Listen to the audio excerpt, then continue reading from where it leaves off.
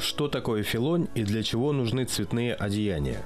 Где побывал патриарх Кирилл и как попасть на остров Ватерлоу? Об этом и не только вы узнаете в программе «Дорога к храму».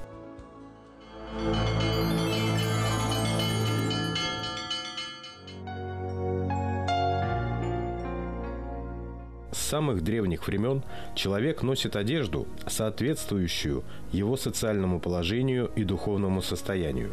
В православной церкви для совершения богослужения устав предписывает каждому священнослужителю облачаться в специальные одежды. Эти одежды, украшающие богослужение, имеют глубокое духовное значение.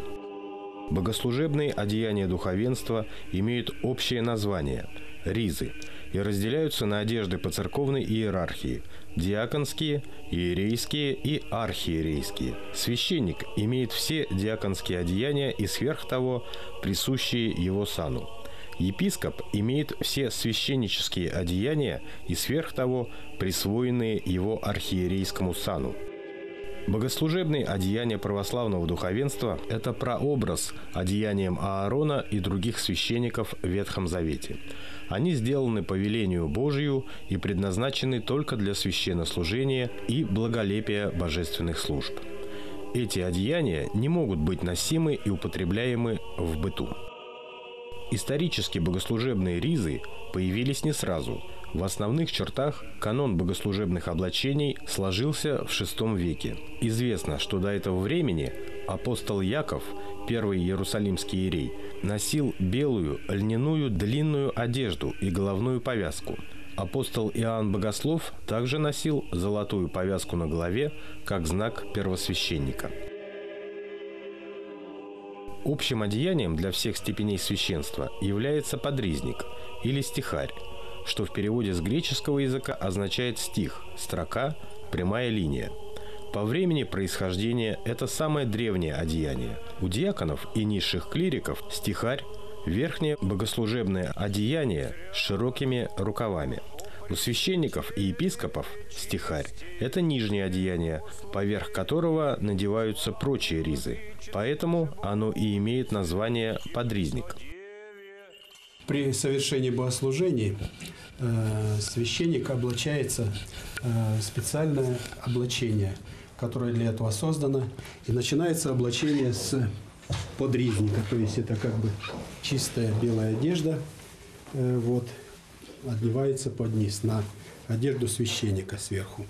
И читается молитва: «Возрадуется душа моя о Господи, обличе бома в ризу спасения, и одежду веселье одеяния, яко жениху возжиме венец, яко невесту украсиме красотой». То есть это очень торжественная молитва и очень торжественная одежда. Это первое, что одевается перед началом божественной литургии. Вот. Дальше следующая одежда – это епитрахиль. Епитрахиль, вот так она выглядит, одевается таким образом на шею. То есть она символизирует силу, которая сходит с неба от Бога на священника. Молитва такая на одевание епитрахили: «Благословен Бог, изливай благодать свою на священники своя, яко мира на голове, сходящая на броду Аароню, сходящая на мета одежды». Вот, то есть, видите, как бы Божья благодать сходит на священника, когда он одевает вот эту епитрахиль на себя и дальше облачается. Вот. После епитрахили священник одевает набедренник. То есть набедренник символизирует духовный меч. Духовный меч. Меч носится на правом бедре у воина, то есть священник как воин. На правом бедре меч. И молитва читается такая: «Припаяши меч твой по бедре твоей сильне, красотою твою и добротою твою, и на лице и успевай, и царствуй, имени ради кротости, и наставит тебя десница твоя ныне и присно, и во веки веков. Аминь». Набедренник появился в Русской Православной Церкви в XVI веке и является ее уникальной иерархической наградой, которой нет в других православных церквях.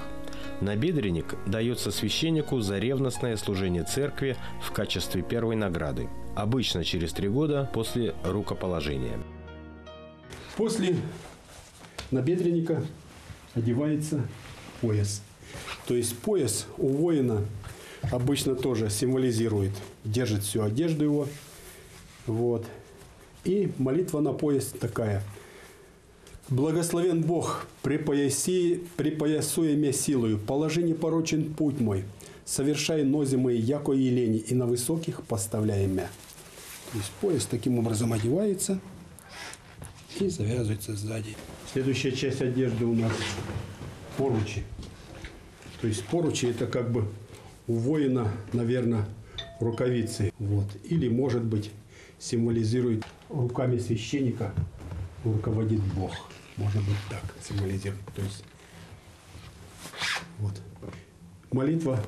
«Десница Твоя, Господи, прославися в крепости. Десная рука Твоя, Господи, сокруши враги.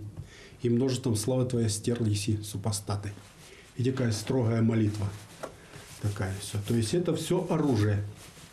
Это все оружие. Мы выступаем на брань против дьявола. «Руцы Твои сотворись Тебя и создасть Тебя, вразуми меня и научуся заповедям Твоим». Все это завязывается, то есть как бы узы, говорят узы, то есть священник как бы связан обязательствами. Ну и последнее из облачения это филонь называется. Молитва филони. «Священники Твоя, Господи, облекутся в правду, и преподобнее Твоей радостью возрадуются всегда ныне и присно, во веки веков. Аминь». И когда священник облачается, он налагает крест и целует, то есть на всем облачении. Слово «филонь» с греческого языка переводится как «походный плащ». Во время земной жизни Иисуса в подобной одежде, только из хорошей материи, ходили знатные люди. В древности филонь была исключительно белого цвета, круглой формы в виде колокола с отверстием посередине для головы. Вот такое облачение священника. Набедренник, епитрахиль, пояс, поручи и филонь. Вот, самый главный предмет. В русской церкви используются облачения 7 цветов – золотого, белого, голубого или синего, красного, бордового или фиолетового, зеленого и черного. Каждый праздник имеет свой цвет облачения, но условно можно разделить просто. Все праздники господские у нас облачение белого цвета. Также в белом облачении у нас крестят младенцев, не только младенцев, вообще крестит священник.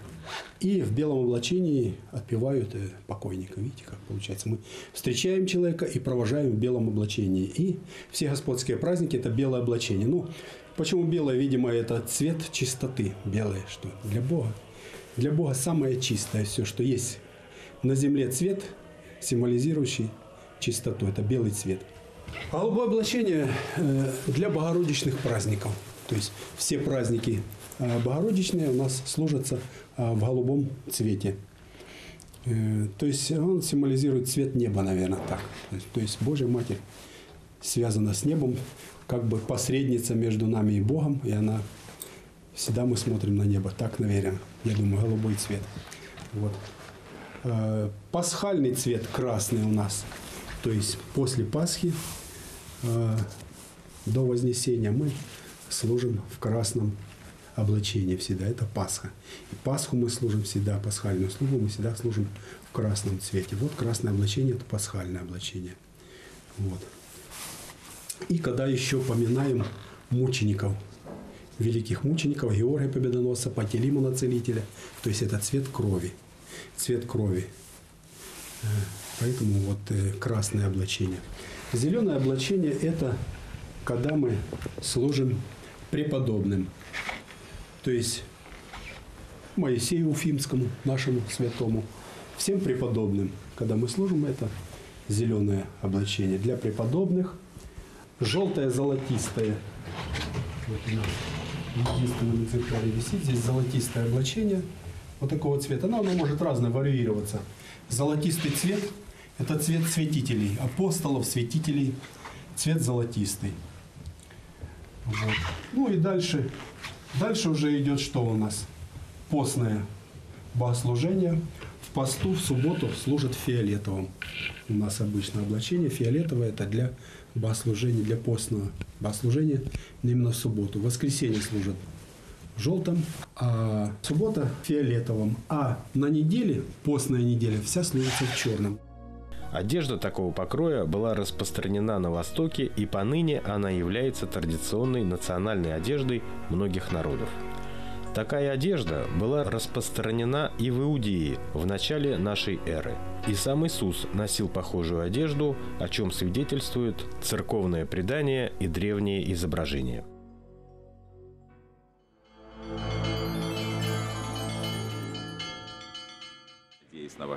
С 11 по 22 февраля состоялся визит патриарха Московского и всея Руси Кирилла в страны Латинской Америки. Визит включал в себя посещение республик Куба, Парагвай и Бразилия, а также российской станции Беллинсгаузен на острове Ватерлоу в Антарктике. Первой страной, которую в ходе визита посетил патриарх Кирилл, стала Куба. 11 февраля в международном аэропорту Гаваны имени Хосе Марти предстоятеля Русской Православной Церкви встретил председатель Государственного совета и Совета министров Республики Куба Рауль Кастро Рус. Затем в здании аэропорта состоялась краткая беседа его святейшества с Раулем Кастро. 12 февраля в Гаване патриарх Кирилл посетил мемориал Хосе Марти, где возложил венок к памятнику национальному герою Кубы, после чего осмотрел залы мемориала и оставил запись в книге почетных гостей. Затем святейший патриарх встретился с главой кубинского государства Раулем Кастро Рус. Позже в здании аэропорта состоялась встреча святейшего патриарха Московского и всея Руси Кирилла с папой римским Франциском. Это была первая в истории встреча патриарха Московского и папы римского. По итогам встречи было принято совместное заявление предстоятелей Русской Православной Церкви и Римско-католической Церкви. Мы провели 2 часа в открытых братских дискуссиях с полным пониманием ответственности за свои церкви, за будущее христианства и за будущее человеческой цивилизации. Это была очень содержательная беседа, которая дала нам возможность понять и почувствовать позиции друг друга. И результаты этой беседы дают мне возможность сказать, что сегодня 2 церкви могут активно совместно работать, защищая христиан по всему миру и с полной ответственностью совместно работать для того, чтобы не было войны, чтобы повсюду уважалась человеческая жизнь, чтобы укреплялись основы семейные, личные, общественные и нравственные, и чтобы через участие церкви в жизни современного общества прославлялось Пресвятое и Преблагословенное имя Отца и Сына и Святаго Духа. 13 февраля святейший патриарх Кирилл возложил венок к мемориалу советским воинам-интернационалистам в Гаване. Затем владыка посетил реабилитационный центр для детей «Солидарность с Панамой».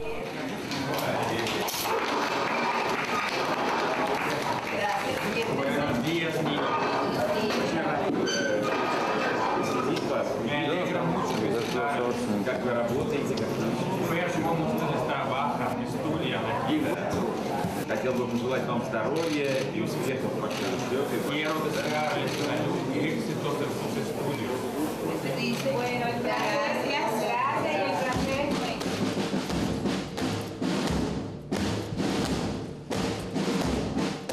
В тот же день в церемониальном зале Дворца революции состоялось награждение предстоятеля Русской Православной Церкви одной из высших государственных наград Республики Куба – орденом имени национального героя кубинского народа Хосе Марти. После этого патриарх Кирилл встретился с бывшим председателем Государственного совета и Совета министров Кубы Фиделем Кастро Рус и провел рабочую встречу с председателем Папского совета по содействию христианскому единству кардиналом Куртом Кохом.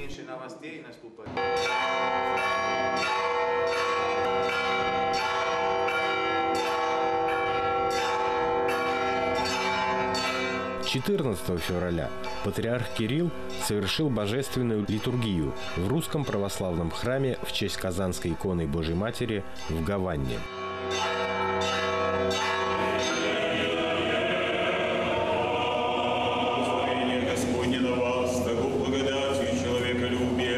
Всегда и присно и во веки веков.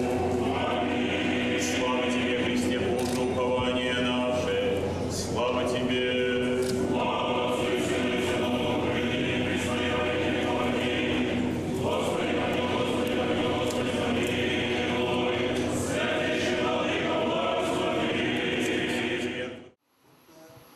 По окончанию литургии предстоятель Русской Православной Церкви отбыл в столицу Республики Парагвай, город Асунсьон. В ходе визита в Парагвай патриарх Кирилл также встретился с президентом этой страны и посетил русский участок городского кладбища, где совершил заупокойное богослужение. 15 февраля, в праздник Сретения Господня, патриарх Кирилл совершил литургию в храме Покрова Пресвятой Богородицы Каракасской и южноамериканской епархии Русской зарубежной церкви в Асунсьоне. Когда я размышлял, с какой страны мне нужно начать путешествие по Южной Америке, то сердце подсказало, что нужно это сделать с Парагвая. Потому что ни одна другая южноамериканская страна не оказала такого гостеприимства нашим беженцам после революции. И мы, конечно, храним в сердце благодарную память властям и народа Парагвая за это. 17 февраля святейший патриарх Кирилл посетил российскую антарктическую станцию Беленсгаузен на острове Ватерлоу. Это было первое в истории посещение Антарктики предстоятелем Русской Православной Церкви.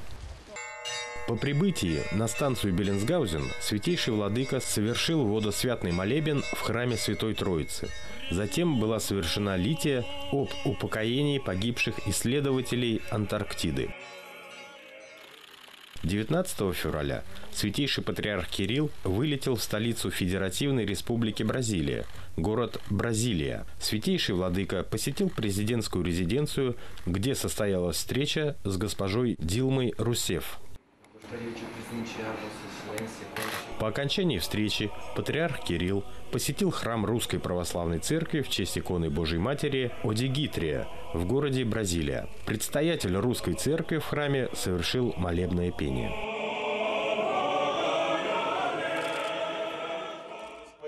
20 февраля предстоятель Русской Православной Церкви совершил молебен о гонимых христианах у подножия статуи Христа Искупителя на вершине горы Карковаду, находящейся в черте города Рио-де-Жанейро.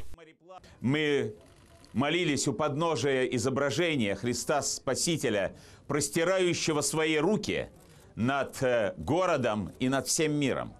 И понимаем, что это замечательный, великий символ божественного промышления над всей планетой и над всем родом человеческим. 21 февраля патриарх Московский и всея Руси Кирилл совершил божественную литургию в кафедральном соборе святого апостола Павла, бразильской митрополии Антиохийского патриархата в городе Сан-Паулу. Божественная литургия совершалась на церковнославянском и португальском языках. Вы сегодня возглавляете самую большую православную общину в Бразилии. И свидетельством этому является этот величественный собор Петра и Павла, который вы гостеприимно предоставили мне для совершения вместе с вами и с другими братьями божественной литургии. И именно в этом храме как-то особенно остро почувствовалась боль вашего народа, который сегодня страдает в Сирии, в Ливане, и боль всех христиан, которых сегодня угнетают в мире. И как вчера в Рио-де-Жанейро, так и сегодня в Сан-Паулу мы молились о тех, кого сегодня гонят, тех, кого сегодня убивают, тех, кто страдает только за то, что они являются христианами. Я хотел бы поблагодарить вас также за молитвы, как и о своих собратьях, притесняемых сегодня в Сирии, в Ливане, а также и в Ираке. Но также я хотел бы поблагодарить вас за ту то теплое отношение, которое вы имеете к нашей церкви, за ту любовь, которую вы питаете к нашему народу. Две наши церкви являют пример братских отношений, исполненных подлинной любовью друг к другу. В память о совместном богослужении святейший патриарх Кирилл вручил митрополиту Бразильскому Дамаскину панагию и крест. Также святейший владыка вручил панагию епископу Эдисскому Роману и крест секретарю бразильской митрополии архимандриту Димитрию. В дар собору предстоятель русской церкви передал список иверской иконы Божией Матери. Esta bela catedral, eu gostaria de presentear essa ícone de Mãe de Deus de Iver. 24 февраля в Москве прошла пресс-конференция по итогам визита патриарха Московского и всея Руси Кирилла в страны Латинской Америки. Не нужно ничего бояться. Ну, во-первых, мы не обсуждали ни одного богословского вопроса. Хорошо или это плохо, это другой разговор. Но мы не обсуждали.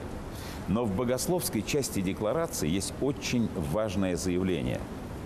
С одной стороны, мы говорим о том, что в течение 1000 лет мы принадлежали к одной церкви и имеем предание, традицию с большой буквы, которая в течение этих 1000 лет не просто сформировалась, но существовала. Это важное утверждение, которое свидетельствует о наличии неких общих истоков и, более того, совместной тысячелетней жизни. Но, с другой стороны, мы честно говорим о разделениях. Я не припомню ни одного документа, где бы, тем более на высоком уровне, где бы прямо говорилось о разделениях, в том числе и о богословских несовпадениях по важнейшим вопросам. Мы говорим, что мы до сих пор разделены в понимании Святой Троицы. Да, это разделение пришло из прошлого, но мы остаемся на тех позициях, на которых были наши отцы, свидетельствовавшие о том, что между Востоком и Западом появилось это разделение. Цель встречи никак не была связана с продвижением каких-то богословских соглашений. Во-первых, это был бы совершенно неправильный подход. Церкви нельзя сблизить даже, не то что соединить, договоренностью между двумя лидерами. Пойду дальше. Церкви невозможно соединить даже договоренности всей иерархии. Вот собрать всю католическую иерархию, всю православную, что-то подписать. Единство церкви – это действие Святаго Духа. Мы разделились в ответ на нашу греховность. Да, вот заповедь спасительная не сумели христиане сохранить. А вот если говорить о том, как может произойти воссоединение, то это будет Божье чудо, если мы когда-нибудь до этого доживем. У меня нет такой уверенности, что я буду свидетелем этого явления. Но, может быть, кто-то когда-то доживет. Если Господь преклонит эту милость и даст нам некое новое видение, вдохновение, то тогда, может быть, это чудо произойдет. Но никто нам не мешает молиться о том, чтобы сегодня христиане, во-первых, жили в мире. Мы говорим, что мир-то очень разделенный. Политиков упрекаем. Ну как это вы там не можете найти общего языка? Ну, наверное, немного и на себя можно так критически посмотреть и спросить, а мы-то почему языка общего не можем найти по тем проблемам, которые людей беспокоят? Вот то, что сегодня происходит в Сирии, в Ираке, это же ведь не просто, знаете, какое-то общее место, о котором сейчас говорят. Вот я был в Ираке накануне свержения Хусейна. Я посещал Мосул и северную часть Ирака. Я посещал древние монастыри IV века. Это замечательная вообще традиция монастырская, которая там сохранялась. Там жило 1,5 миллиона христиан. Сейчас на весь Ирак 150 тысяч. Где эти сотни тысяч людей? А ведь это не просто убитые или изгнанные люди, это разрушенные храмы. Это просто уничтоженные целые города и поселения. Это происходит на наших глазах. И хорошо известно, что русская церковь многократно поднимала все эти вопросы, как и католическая. Но почему-то эти разрозненные голоса не были так восприняты, как сегодня воспринята эта общая декларация. У нас появилась надежда, что этим совместным голосом мы можем обратить внимание политических лидеров и вообще людей в доброй воле, как мы говорим, к тому страшному явлению, которое сейчас происходит.